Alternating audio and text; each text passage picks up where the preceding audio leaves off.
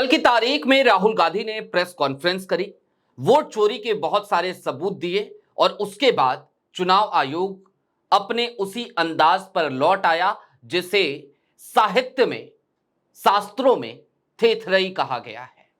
नमस्कार, मैं स्वप्निल और आप न्यूज स्ट्रीट देख रहे हैं। राहुल गांधी ने कल की तारीख में जो सबूत दिए थे उनको काउंटर करने की बजाय सबसे पहले जो प्रतिक्रिया आई वो कर्नाटक के मुख्य चुनाव अधिकारी की तरफ से आई। आपके स्क्रीन पर उनका ट्वीट है। इस ट्वीट के जरिए उन्होंने सीधे तौर पर यह कहा कि आप जो बातें कह रहे हैं इन बातों को जरा ओथ के साथ कह दीजिए, डिक्लेयर कर दीजिए, शाइन कर दीजिए और जो आप हमारे पास करेंगे ये ओथ, यही डिक्लेरेशन आप महाराष्ट्र के सीईओ से भी कीजिए ताकि हम इस मैटर में आगे प्रोसीड कर सकें। अब एक रूल की भी बात की गई, रूल 23B। ये रूल क्या है और राहुल गांधी को आखिरकार सबूतों पर काउंटर करने की बजाय अब नियम, कायदे, कानून, संविधान, भारतीय न्याय संहिता, 1960 के नियम कायदे, ये सब क्यों करने पर उतारू हो गया चुनाव आयोग? जरा इन चीजों को समझने की कोशिश करेंगे, लेकिन उससे पहले जरा ये समझते हैं कि आज की तारीख में राहुल गांधी ने जो चीजें कर्नाटका को लेकर कही, क्या वो बिहार में नहीं हो रही हैं? बिहार का एसआईआर ड्राफ्ट रोल आया है और आपकी स्क्रीन पर उसके कुछ हिस्से में दिखा रहा हूं, देखते जाइएगा। कई जगहों पर आपको मकान संख्या 0 दिख रही होगी। स्क्रीन बदलिए, आपको मकान संख्या पटना नजर आ रहा होगा। स्क्रीन बदलिए, आपको मकान संख्या वार्ड नंबर 10 नजर आ रहा होगा। ये तमाम चीजें बिहार के एसआईआर ड्राफ्ट रोल में भी हैं।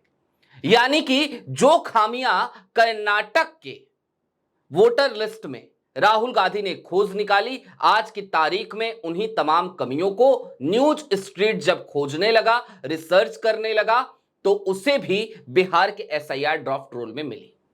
इससे पहले भी हमने बिहार एसआईआर ड्राफ्ट रोल में बहुत सारी खामियां, बहुत सारी कमियां आपको गिनाई हैं।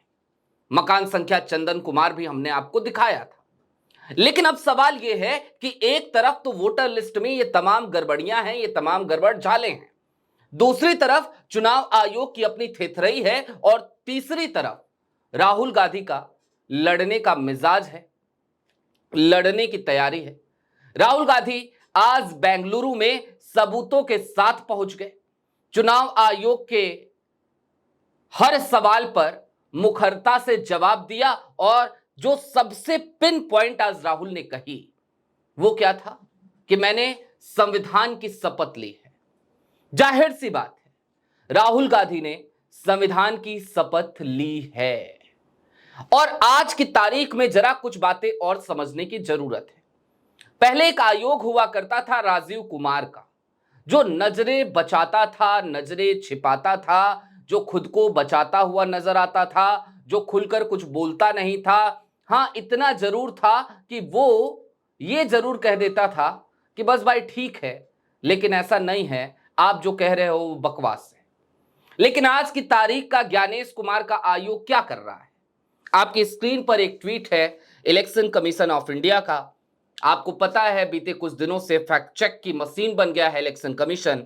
तो राहुल गांधी का जो स्टेटमेंट है, जो प्रेस कॉन्फ्रेंस है, उस पर फैक्ट चेक किया और फैक्ट चेक करते हुए कहा, the statement made are misleading, ECI fact check, read the details in the image attached. और इसके साथ ही साथ इसका एक हिस्सा मैं आपको पढ़ाता हूं फैक्ट चेक क्या है। अब जरा देखिएगा, फैक्ट चेक ऐसा भी होता है, हमने पहली बार देखा इस तरीके का fact check. If Sri Rahul Gandhi believes what he is saying is true, then he should sign the declaration/oath as per Rule 23B of the Registration of Electoral Rules 1960 and submit the same to CEO of Maharashtra by today evening itself, so that necessary proceedings can be initiated.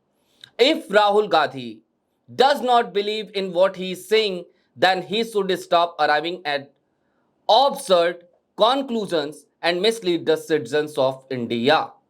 सीधी बात कही, ये fact check है। जरा सोचिए, अगर इसे fact check कहते हैं तो क्या इसे क्या नाम दिया जाए। सीआई फैक्ट चेक कर रहा है और कह रहा है कि यदि राहुल गांधी ने जो कहा है यदि वो सही है तो वो एक काम करे, वो एक डिक्लेरेशन दे। अरे राहुल गांधी ने तो सबूत रख दिए भाई, तुम खोजो, तुम्हें देखना है, तुम्हारी वोटर लिस्ट है, उसमें गड़बड़ झाले हैं।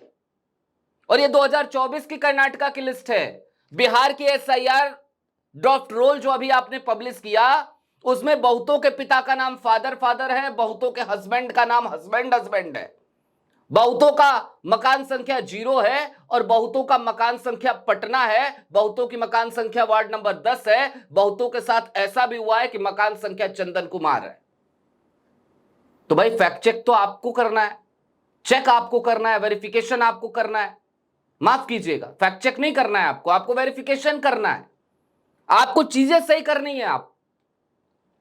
लेकिन आप क्या कर रहे हैं, आप फैक्ट चेक की मशीन बने हुए हैं। इस देश में वैसे भी जो आज की मीडिया का हाल है वो यही तो हो चला है ना, कि रिसर्च करके जो गड़बड़ घोटाले, जो झोल झपाटे, जो चोरी, जो वोट चोरी मीडिया को निकालनी चाहिए थी, वो राहुल गांधी खोज के निकाल रहे हैं। और जो फैक्ट चेक मीडिया को करना चाहिए था, वो fact check election commission of India कर रहा है। और फैक्ट चेक के नाम पे क्या कर रहा है वो आप सबको बहुत अच्छे से पता है।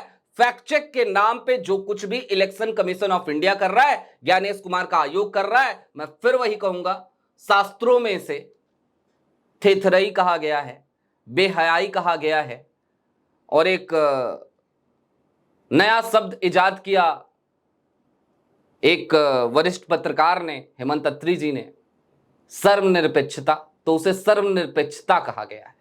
ये नया शब्द है, इसको भी शामिल कर लीजिए डिक्शनरी में। लेकिन आज की तारीख में चल यही रहा है। बहरहाल अभी के लिए दीजिए इजाजत।